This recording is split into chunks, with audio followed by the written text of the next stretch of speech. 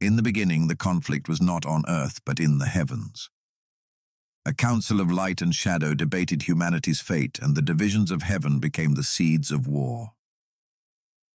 Prophets saw visions of armies gathering, nations aligning, and the unseen hand of powers greater than kings.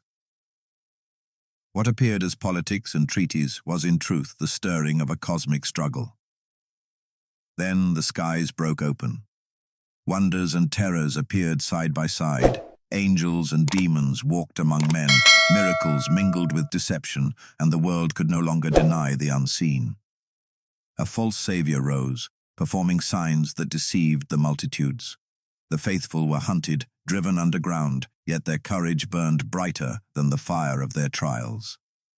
From the heavens came mobilization. Armies of light assembled, their numbers stretching beyond sight, prepared for the last great war. At the mountain of Armageddon, the earth shook, the skies roared, and both mortal and immortal clashed in the final confrontation. But when all hope seemed lost, a power beyond all creation intervened. Storms bent, stars realigned, and the true king revealed his authority. Judgment fell, the deceivers were unmasked, and the corruption of ages was broken. The earth was purified, humanity renewed, and even death itself was defeated. At last, a city of light descended from heaven, the dwelling place of God with man, the final promise fulfilled. Armageddon was not the end.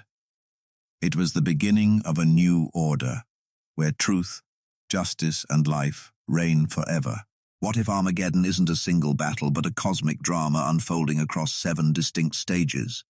Ancient texts describe celestial councils, earthly betrayals, and supernatural interventions that build toward humanity's ultimate transformation. This video reveals the complete narrative arc that mainstream teachings often overlook. Welcome. Before we begin, I invite you to share your name, your city, and what time you're watching this. Let's see who's joining us as we uncover this ancient prophetic storyline together. Before the first sword is drawn or the first army gathers, the conflict begins in a realm beyond our sight. Ancient manuscripts describe a divine summons that echoes through the heavenly courts, a gathering of celestial powers who receive their assignments for the coming struggle. This isn't a unified council meeting in perfect agreement, but rather an assembly where factions emerge with competing visions for humanity's future. While we often imagine angels as harmonious beings, these texts reveal spirited debates about humanity's worth and destiny. Some celestial beings advocate for intervention and protection, while others argue for judgment or non-interference. The tension in these heavenly chambers mirrors the conflicts that will eventually play out on earth, showing how spiritual divisions manifest in physical reality. This call to action doesn't remain confined to the spiritual realm. Selected individuals on earth, prophets, seers, and visionaries, begin receiving fragments of this cosmic conversation through dreams, visions, and divine encounters. They see glimpses of gathering armies, both heavenly and earthly, and sense the impending shift in spiritual atmosphere. These messengers face immediate skepticism from their communities, often standing alone with revelations that contradict conventional wisdom. The stage for Armageddon XP expands beyond geographical locations to include multiple dimensions of existence. Spiritual forces position themselves, making preparations that will influence human decisions and historical events. This divine mobilization operates on a scale that transcends national politics and earthly power structures, reminding us that the true conflict involves more than human actors alone. This celestial preparation establishes a crucial understanding. Armageddon originates in the heavenly realms before manifesting in physical warfare. The decisions made in these spiritual councils directly impact the alliances, betrayals, and battles that will unfold on earth. The spiritual realm's mobilization creates ripples that gradually become visible in our world through political shifts, strange occurrences, and unexplained movements of power. The transition from heavenly preparation to earthly manifestation occurs gradually, but deliberately. Spiritual assignments given in the divine council begin taking physical form as nations unconsciously align with cosmic forces, leaders make decisions influenced by unseen pressures, and ordinary people find themselves drawn into conflicts they don't fully understand. This sets the stage for the gathering of earthly alliances that will become the next visible phase of the unfolding drama. As the spiritual preparations conclude in the heavenly realm, their influence begins to appear in our world through seemingly ordinary political developments. Nations start forming alliances and treaties that mirror the divisions already established among celestial powers. These geopolitical movements appear rational when viewed through conventional political analysis, economic interests, security concerns, historical relationships, but they carry deeper spiritual significance that remains invisible to most observers. Certain world leaders emerge as particularly influential figures, though they remain unaware they're serving as policies aligned perfectly with the agendas of spiritual powers they cannot see. These leaders might believe they're acting according to their own wisdom or national interest, but ancient texts suggest they're being guided by influences beyond their comprehension. Their speeches, policy decisions, and international relationships serve purposes they don't fully understand. Economic systems and military resources become instruments in this unfolding spiritual conflict. Trade agreements, sanctions, and financial networks create pathways for influence that serve hidden agendas. Military alliances and arms deals position nations in configurations that will later prove significant when open conflict emerges. The movement of resources and troops appears strategic from a human perspective but follows patterns established in the heavenly council. Those who received the initial warnings now watch these developments with growing recognition. They see ancient prophecies finding unexpected fulfillment in modern political arrangements. Where others see routine diplomacy, they recognize spiritual patterns taking shape. They observe how specific nations align in ways that match descriptions from ancient manuscripts about end-time configurations of power. The general population remains largely unaware of these underlying spiritual dimensions. People discuss politics, economics, and international relations without considering that they might be watching a cosmic drama play out through human institutions. News analysts provide surface-level explanations while missing the deeper narrative unfolding beneath current events. This alignment of earthly factions creates a situation where human governments and armies become pawns in a larger spiritual contest. Nations that believe they're pursuing their own interests are actually positioning themselves according to designs established in the heavenly realm. Their sovereignty becomes relative rather than absolute, their freedom constrained by spiritual forces they cannot perceive. This gathering of earthly alliances sets the stage for the first visible supernatural manifestations. As these political and military configurations solidify, they create the conditions that allow spiritual forces to operate more openly in our world. The divide between natural and supernatural begins to thin, preparing for incidents that will challenge conventional understanding of reality. What began as heavenly preparation and continued through political alignment now moves toward visible supernatural intervention. As the political alliances solidify across the globe, the boundary between natural and supernatural begins to dissolve. Unexplained phenomena start occurring with disturbing frequency. Lights in the sky that move contrary to known physics, geological events that defy scientific prediction, and atmospheric disturbances that appear to follow patterns rather than random chance. These occurrences challenge conventional understanding because they don't fit established models of meteorological or astronomical behavior. These manifestations aren't limited to natural phenomena. Angelic and demonic activities become increasingly visible to ordinary people. Some report encounters with beings of light who deliver messages or provide protection, while others describe confrontations with shadowy entities that induce fear or confusion. These aren't vague psychological experiences, but tangible interactions that leave physical evidence and multiple witnesses. The spiritual realm begins operating with a visibility that modern society has largely dismissed as superstition. Miraculous events and deceptive signs occur side by side, creating confusion among observers. Healings, provisions, and Quiche appear alongside seemingly miraculous events that ultimately lead people toward genuine and counterfeit supernatural activity, forces people to develop discernment rather than simply accepting or rejecting all unusual events. The population divides sharply between those who recognize these as spiritual manifestations and those who attempt to explain everything through rational or scientific means, often straining credibility in their attempts to maintain a purely materialistic worldview. Technology begins interacting with spiritual forces in unexpected ways. Communication systems experience unusual interference patterns during significant spiritual events. Electronic devices capture phenomena that shouldn't be possible according to known technical limitations. Some technology appears to amplify spiritual influences, while other systems function as barriers against supernatural intrusion.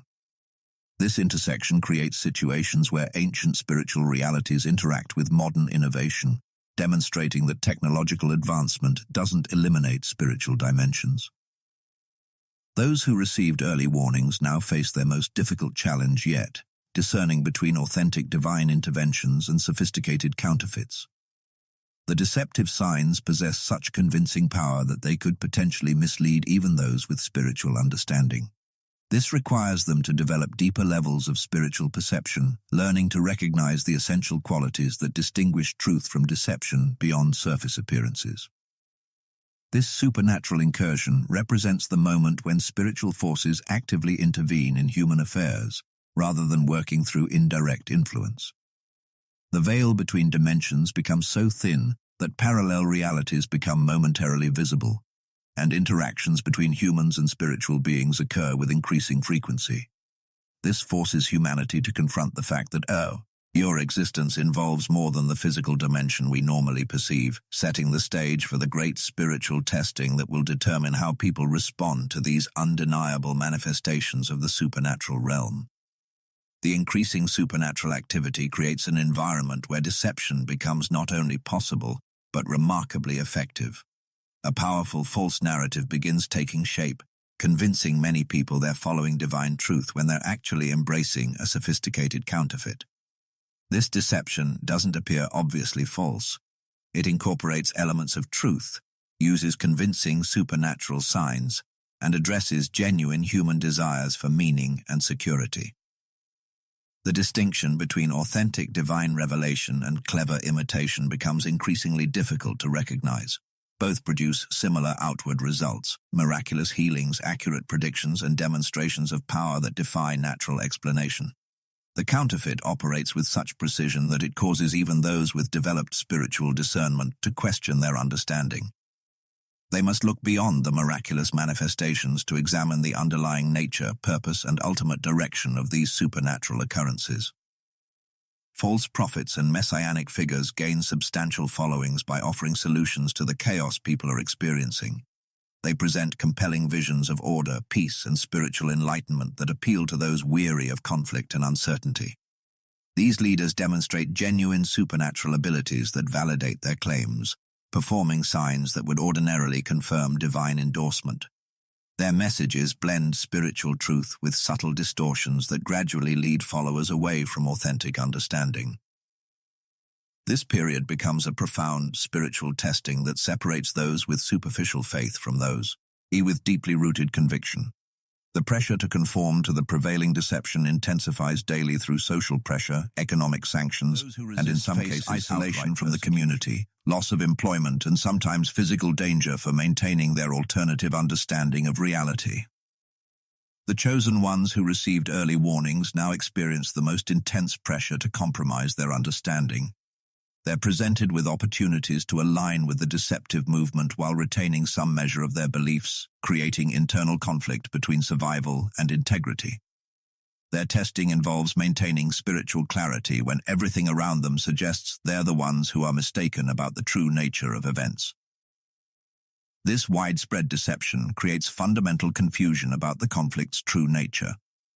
People can no longer easily distinguish between the spiritual forces at work, making informed choices increasingly difficult. The testing phase ultimately reveals each person's true spiritual state through the choices they make under pressure. These decisions determine which side of the cosmic conflict individuals will eventually join, establishing allegiances that will remain through the coming battles. The outcome of this spiritual sorting prepares both humanity and the spiritual realm for the open warfare that will follow. The pressure to conform to the prevailing deception reaches its peak intensity, creating conditions where maintaining spiritual integrity requires increasingly difficult choices. Those who resist the false narrative face systematic persecution that affects every aspect of their lives. Social isolation, economic hardship, and physical danger become daily realities. Their refusal to accept the deception marks them as obstacles to the emerging world order, making them targets for coordinated opposition. This faithful remnant represents humanity's collective spiritual conscience, maintaining clarity when confusion dominates the majority. They bantamed, I come living witnesses to an alternative understanding of reality, demonstrating through their actions and choices that another path exists beyond the accepted narrative. Their steadfastness isn't merely personal conviction, but becomes a public testimony that challenges the deceptive system's claim to universal acceptance. Martyrdom emerges as a powerful spiritual weapon in the cosmic conflict, though not in the way conventional warfare understands power. Each act of faithful resistance, even when it leads to death, creates spiritual ripples that weaken the deception's hold on humanity.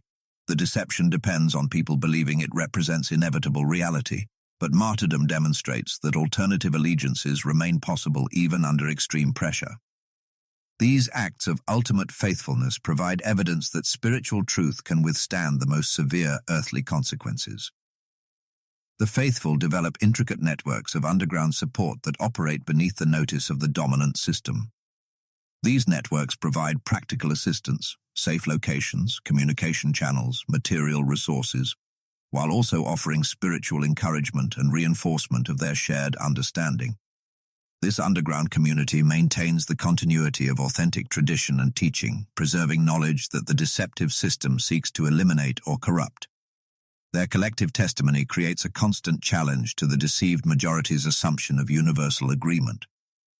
Even when their numbers seem small, their consistent faithfulness raises questions about the official narrative's completeness. Some who witness their stand begin questioning their own acceptance of the deception, creating cracks in what appeared to be a monolithic consensus. This period of testing ultimately alters the spiritual dynamics of the conflict by clarifying allegiances and demonstrating that faithfulness can persist under the spiritual conditions necessary for divine intervention by demonstrating that humanity hasn't completely embraced the deception. Their faithfulness becomes the human component that invites and prepares for the direct involvement of celestial forces, setting the stage for the heavenly mobilization that will address the conflict at its spiritual source. Their endurance through this ultimate testing proves that the cosmic conflict involves more than power against power. It concerns the human heart's capacity to choose truth when every external pressure suggests deception is the only reasonable option. The divine council that initiated this conflict now authorizes its final escalation. Full military mobilization commences across the heavenly realms, activating celestial forces on a scale never before witnessed in human history.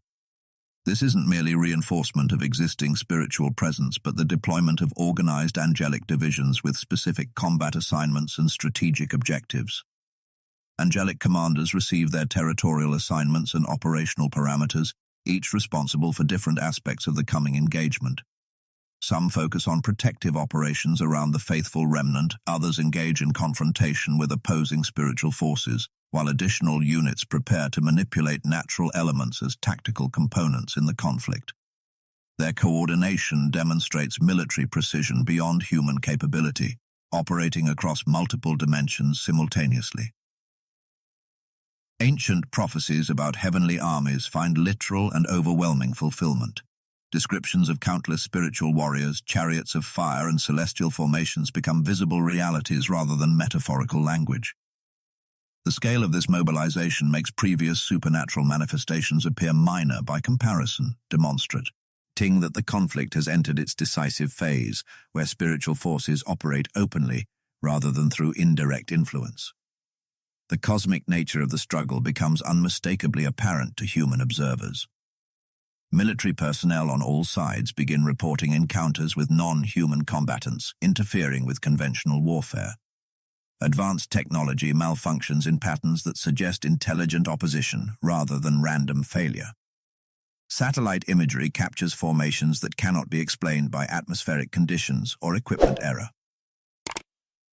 Human military leaders gradually realize they're facing more than opposing nations or conventional enemies. Their intelligence reports contain inconsistencies that suggest third-party involvement. Their strategic plans encounter unexpected resistance that defies normal battlefield dynamics, and their soldiers describe experiences that challenge materialistic explanations of reality. The conflict expands beyond political or ideological differences to include dimensions they cannot control or fully comprehend. The faithful recognize these developments as direct answers to their prayers and the culmination of their steadfast endurance. What they glimpsed in visions now manifests in tangible reality, confirming their understanding of the conflict's true nature. Their position shifts from defensive resistance to active participation alongside the celestial forces, providing intelligence about earthly conditions and spiritual guidance based on their protracted experience with the deception. This comprehensive mobilization makes the supernatural dimension of Armageddon fully manifest to all participants. The veil between the spiritual and physical realms becomes so thin that interaction occurs continuously rather than occasionally. This transition signals the shift from preliminary spiritual conflict to open warfare, where celestial and earthly forces engage directly, setting the stage for the convergence of these powers at specific locations of strategic geographical focal point, where the physical and spiritual dimensions will intersect most dramatically. The converging celestial and earthly forces now focus their attention on a specific geographical location of profound spiritual significance. This mountain, referenced in multiple ancient traditions, becomes the focal point where the conflict transitions from widespread engagement to concentrated confrontation. Military strategists might view its elevation as tactically advantageous, but its true importance extends far beyond topographical considerations. Ancient names associated with this location, Armageddon, Zion, and other terms from various manuscripts, take on concrete significance rather than remaining symbolic references. These names represent not just places but spiritual concepts that now manifest in physical reality. The mountain functions as a conduit between dimensions, making it the ideal location for resolving a conflict that involves both heavenly and earthly realms. Control of this site influences the spiritual atmosphere globally, affecting the balance of power everywhere. The mountain represents both a specific physical location and a spiritual reality that transcends geography. It serves as the intersection point where divine authority, human history, and supernatural forces converge. Controlling this location means influencing how spiritual power flows into the physical world, making it the ultimate prize for both sides of the conflict. The struggle here determines which spiritual reality will dominate the new order being established. Supernatural phenomena intensify dramatically around this focal point. The sky above the mountain displays continuous celestial activity, lights, formations, and manifestations that defy conventional explanation. The ground itself responds to the spiritual conflict with seismic activity, unusual atmospheric conditions, and energy fluctuations that affect both human participants and technological systems. The natural environment becomes actively involved in the struggle, with elements responding to spiritual commands. The faithful remnant understands this battle's symbolic importance beyond its military aspects. They recognize that victory here represents the establishment of divine authority over the earthly realm. Their participation shifts from defensive survival to active engagement, using their hard-won spiritual discernment to navigate the complex interplay of natural and supernatural forces. They provide crucial guidance about the mountain's spiritual topography, knowing which areas amplify divine influence and which channels deceptive power. This confrontation represents the climax of the physical conflict, where all previous developments converge. The outcome here determines which spiritual reality will govern the next phase of existence. Victory for either side at this mountain doesn't merely mean military domination, but establishes the foundational spiritual principles that will shape the coming world order. The resolution at this location creates ripple effects that will transform reality itself, setting the stage for either continued deception or divine restoration. The battle's conclusion at this cosmic mountain determines whether humanity will experience judgment or deliverance, continuation of corrupt systems, or establishment of righteous governance. This geographic and spiritual pivot point becomes the crucible where the fate of both earthly and heavenly realities is decided, moving the conflict toward its ultimate resolution through direct divine intervention that will address the root causes of the struggle.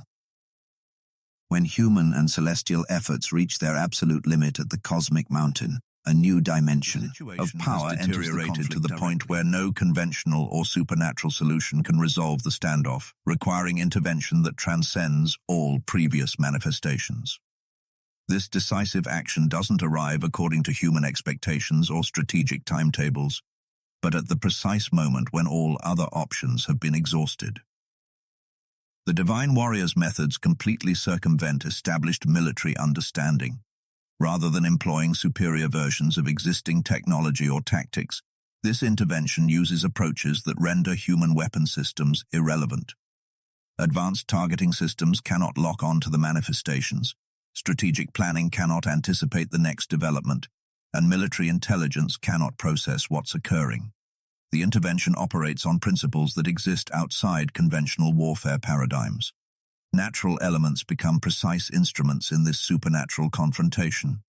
Weather patterns respond to commands that have nothing to do with atmospheric science. Geological formations shift according to spiritual rather than tectonic pressures, and celestial bodies move in configurations that defy astronomical predictions.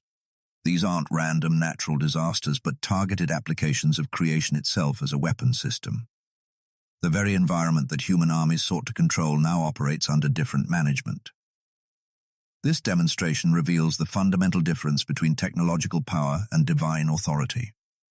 Human technology, no matter how advanced, remains subject to physical laws and material limitations. The intervention shows power that creates and commands those laws rather than merely manipulating them.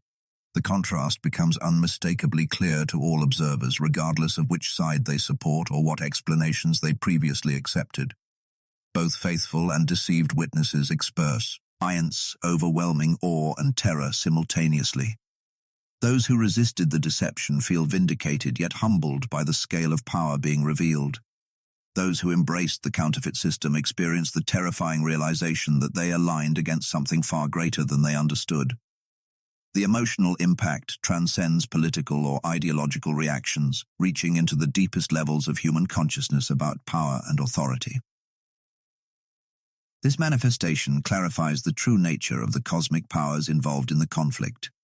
The difference between divine authority and spiritual counterfeits becomes visibly apparent, rather than requiring discernment or faith. The intervention demonstrates qualities that cannot be imitated: complete authority over creation, perfect timing, and power that transforms rather than destroys. These characteristics reveal which spiritual reality truly represents ultimate authority.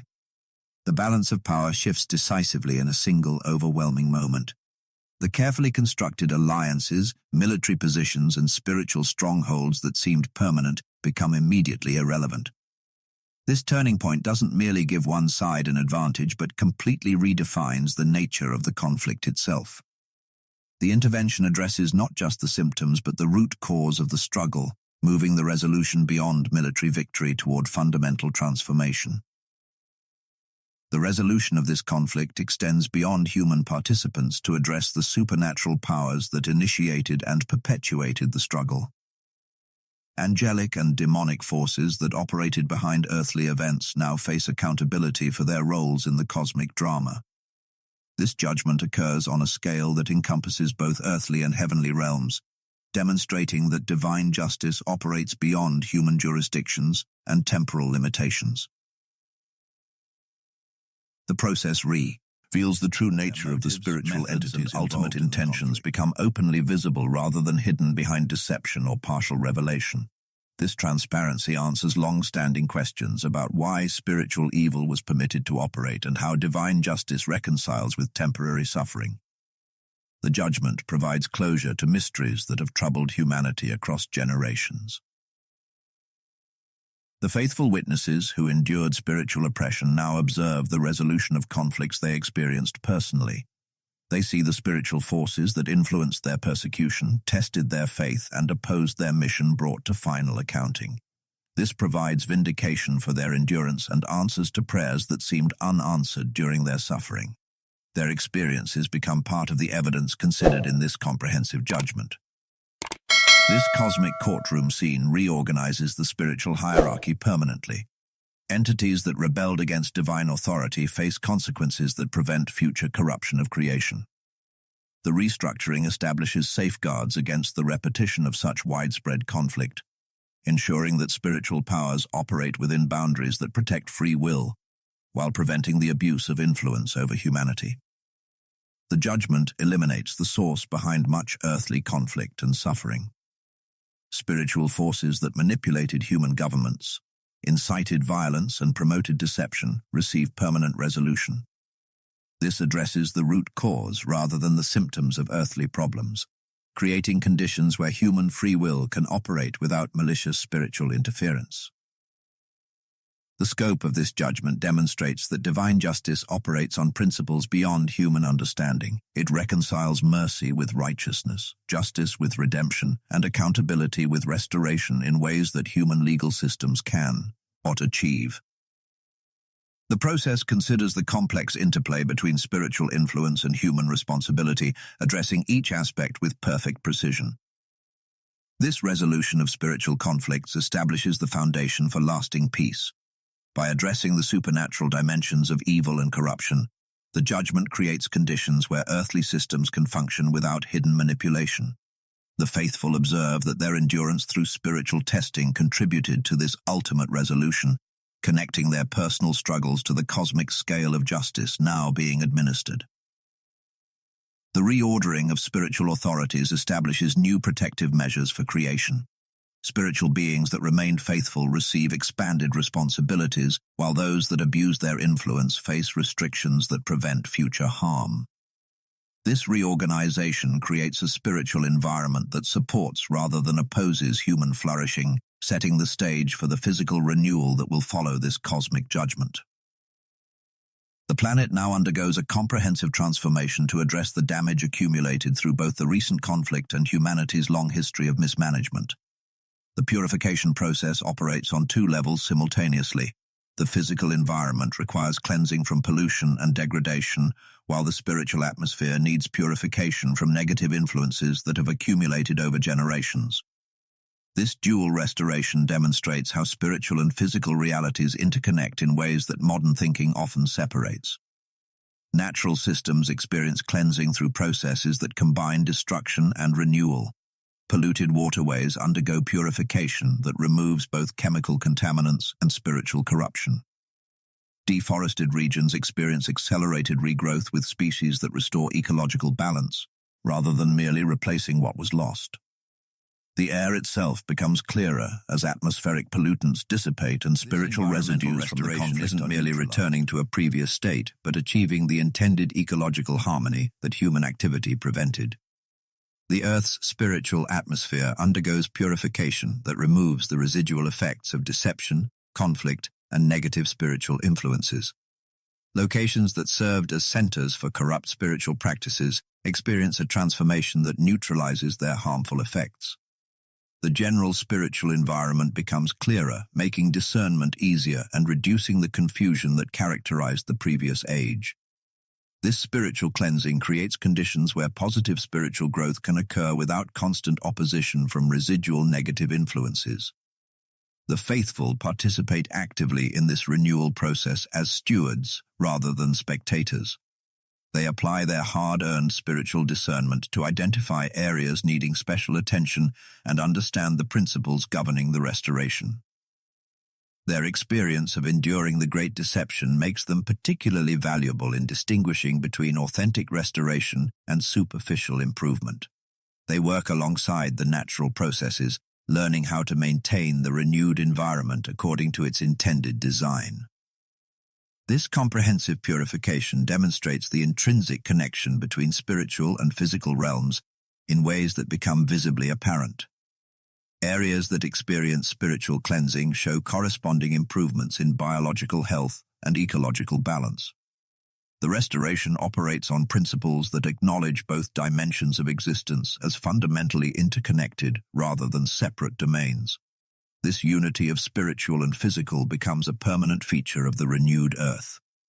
The process prepares the planet for its intended purpose as the permanent dwelling place for renewed humanity. The Earth transforms from a temporary residence marked by struggle into a permanent home designed for flourishing. This environmental restoration mirrors the spiritual renewal occurring within humanity itself, creating harmony between internal transformation and external environment. The planet becomes a fit dwelling place that matches the transformed nature of its inhabitants, establishing conditions where both can develop without the limitations and corruptions of the previous age. This purification completes the environmental dimension of the cosmic transformation, setting the stage for humanity's physical resurrection and the establishment of permanent harmony between spiritual and physical existence. The final victory over death itself now represents the most profound reversal of the conflict's damage. Those who perished during the struggle, both the martyrs who made ultimate sacrifices and those caught in the crossfire, are restored to life through a process that transcends mere physical reanimation. This resurrection involves transformation at the most fundamental level of human existence, addressing not just mortality, but the limitations that defined previous human experience. Humanity emerges collectively in a renewed state that overcomes the physical and spiritual constraints that characterized the old order. The physical body undergoes changes that eliminate disease, aging, and the vulnerability that made death inevitable. Spiritual limitations like ignorance, prejudice, and the capacity for deception are permanently removed from human nature. This dual transformation creates beings that can fully participate in both physical and spiritual dimensions without the contradictions that previously caused suffering. This collective transformation represents the ultimate victory over the conflict's casualties by demonstrating that no loss remains permanent. The damage inflicted by the struggle, whether through violence, persecution, or the general brokenness of human existence, finds conflict's purpose extended beyond judgment to include redemption of everything that was damaged or lost in the process. The renewed humanity embodies the values that the faithful remnant maintained during their most difficult testing. Their steadfastness, integrity, and commitment to truth now become permanent characteristics of human nature, rather than qualities achieved through struggle. The collective hero completes its journey not by returning to a previous state, but by achieving the intended design that was obscured by corruption and deception. This transformation establishes an entirely new paradigm for human existence. Relationships function without the friction that previously caused conflict, communication occurs without misunderstanding, and community develops without the divisions that separated people in the former world. The limitations of time, space, and perception that restricted human experience are overcome, allowing for fuller expression of human potential. The resurrection completes the collective hero's journey by demonstrating that the conflict's purpose was not destruction, but ultimate restoration. Humanity emerges from the process not as victims who survived, but as participants who contributed to the establishment of a new reality. Their endurance through testing, their resistance to deception, and their faithfulness under pressure all become integral parts of the transformed identity they now possess. This new existence operates according to principles that were fought for during the struggle: truth instead of deception, justice instead of oppression, and life instead of death. The values that seemed impossible to maintain in the previous world have now become the foundation of daily existence. The transformation proves that the conflict's ultimate purpose was not merely to resolve a cosmic dispute, but to establish conditions where humanity could achieve its intended potential without the limitations that previously restricted its development. The celestial city now descends to Earth as the permanent capital of the new creation, representing the final integration of divine and human realms. This manifestation exceeds all previous prophetic descriptions in both scale and substance, demonstrating that human language could only approximate the reality now becoming visible. The city operates as both a physical location and a spiritual reality, blending dimensions that previously remained separate. Its architecture and urban design reflect the values established through the conflict: transparency instead of secrecy, harmony instead of competition, and beauty instead of mere utility. The materials used in construction possess qualities unknown in the previous creation, combining strength with flexibility, permanence with organic growth. The city's layout facilitates a perfect community without crowding, and its systems operate with efficiency that requires no maintenance or energy consumption. The faithful experience immediate orientation to this new environment despite its overwhelming magnificence. Their transformed understanding allows them to comprehend systems that would have confused their previous minds. They recognize principles they learned through struggle, now manifested in tangible form. The patience they developed appears in the city's timeless quality. The truth they defended reflects in its transparent structures, and the justice they pursued operates in its administrative systems. This city serves as the administrative center for the renewed Earth, functioning as both capital and sanctuary. Its governance operates on principles established during the conflict's resolution: authority exercised through service, leadership through example, and power. They process information instantly without technology, communicate perfectly without misunderstanding, and make decisions that benefit the whole creation without conflicting interests. The city's presence guarantees the permanence of the new order by making divine rule visibly present on Earth. Its foundations extend beyond physical dimensions into spiritual reality, creating stability that cannot be shaken by time or change. The city functions as the connecting point between heaven and earth, ensuring that the integration achieved through the conflict remains permanent rather than temporary. This descent represents the final establishment of divine rule in tangible, accessible form. The authority that intervened decisively during the conflict now establishes permanent residence within creation rather than operating from beyond it. The city becomes the dwelling place where divine and human coexist without separation or contradiction, fulfilling the ultimate purpose behind the entire cosmic drama. The event completes the transformation that began with the conflict by providing the permanent context for renewed humanity to develop. The struggle against deception, the resistance to spiritual oppression, and the endurance through testing all find their ultimate meaning in this establishment of permanent divine presence. The city becomes the environment where the values fought for during the conflict become the normal experience of daily existence, creating a reality where struggle gives way to fulfillment and temporary victory becomes permanent establishment. The transformation now extends beyond individual renewal to address the deep divisions between peoples and nations that characterized the previous age. Long-standing conflicts that seemed permanently entrenched, generational enmities, cultural misunderstandings, and political rivalries, now undergo resolution through processes that acknowledge the complexity of human relationships. This healing operates on a scale that encompasses every level of human organization, from family disputes to international conflicts. Ancient enmities that persisted for centuries require particularly deep healing that addresses both the wounds inflicted and the narratives that perpetuated division. The process doesn't erase historical memory but transforms how that history is understood and experienced. The painful lessons learned through conflict are preserved without continuing the cycle of retaliation or resentment. Each nation's unique experience of suffering becomes part of a shared understanding rather than a reason for continued separation.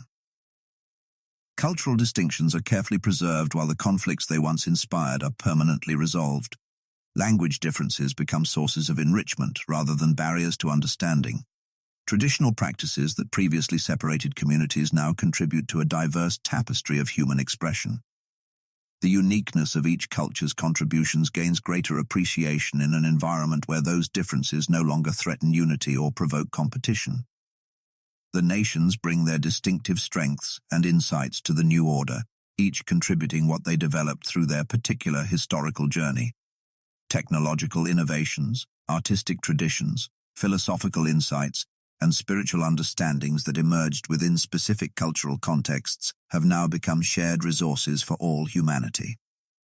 This sharing occurs without appropriation or exploitation because the systems that previously enabled inequality have been permanently transformed. The healing process demonstrates the completeness of the victory achieved through the conflict by showing that no aspect of human experience remains beyond restoration. Relationships that seemed irreparably broken find reconciliation through understanding that transcending proves that the transformation addresses not just individual lives, but the very fabric of the human community. International relationships now reflect the core values of the new creation: transparency instead of secrecy, cooperation instead of competition, and mutual enrichment instead of exploitation. Diplomatic interactions occur without hidden agendas or strategic calculations. Trade and cultural exchange flourish without the inequalities that previously characterized global relationships.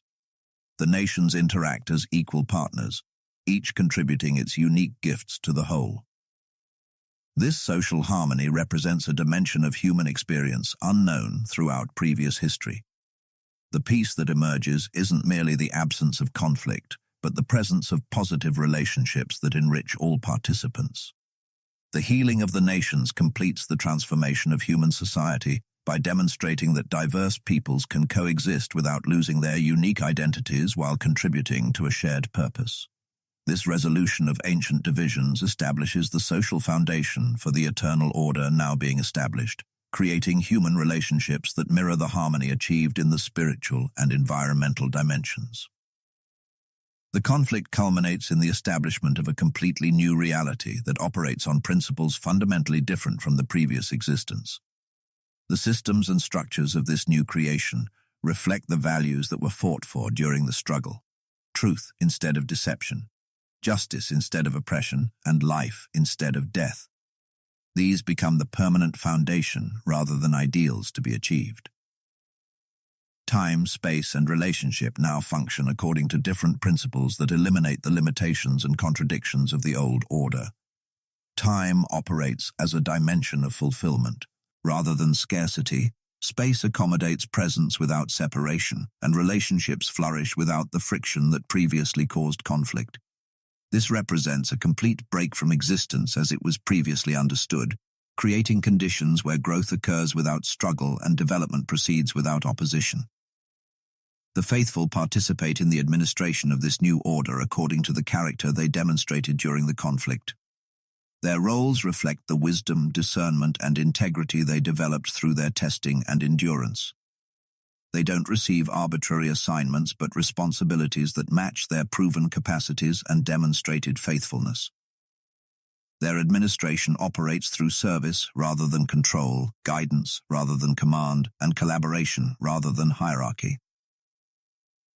This eternal order contains safeguards that guarantee the non-repetition of the conflict, the spiritual protections established through the judgment of cosmic powers, the transformation of human nature, and the integration of divine presence create stability that cannot be corrupted. The systems operate with transparency that prevents deception, accountability that prevents abuse, and harmony that prevents division. The possibility of another cosmic conflict becomes inconceivable rather than merely prevented. The collective hero, humanity as a whole, now enjoys the rewards earned through faithfulness during the struggle. These rewards aren't external prizes but internal realities: the peace that comes from resolution, the joy that comes from restoration, and the fulfillment that comes from purpose achieved. The struggle finds its meaning in this enjoyment, transforming what appeared to be sacrifice into investment and what felt like loss into gain. This new order represents the ultimate purpose behind the entire conflict, demonstrating that the struggle wasn't about destruction, but about establishment. The journey through testing, resistance, and transformation finds its fulfillment in this to maintain in the previous world have become the normal experience of daily existence. The establishment of this eternal order validates the entire journey and struggle by showing that every aspect contributed to this outcome: the heavenly council, the earthly alliances, the supernatural manifestations, the great deception, the martyr's stand, the celestial mobilization, the mountain battle, the divine intervention, the judgment, the purification, the resurrection, the city's descent, and the healing of the nations all find their completion in this final establishment. The conflict proves to have been not an end in itself, but the necessary process through which this permanent reality could be established. Armageddon ultimately represents not destruction, but transformation. The ultimate collective hero's journey through celestial conflict, earthly testing, and spiritual renewal. This perspective should reshape how we interpret current events and approach personal spirituality, seeing beyond surface struggles to deeper cosmic purposes. I'm curious which aspect of this expansive narrative resonates most with you. Was it the heavenly council, the faithful remnant, or the final establishment of the new order? Share your thoughts in the comments. I read every one. Thank you for watching, and I'll see you in the next video.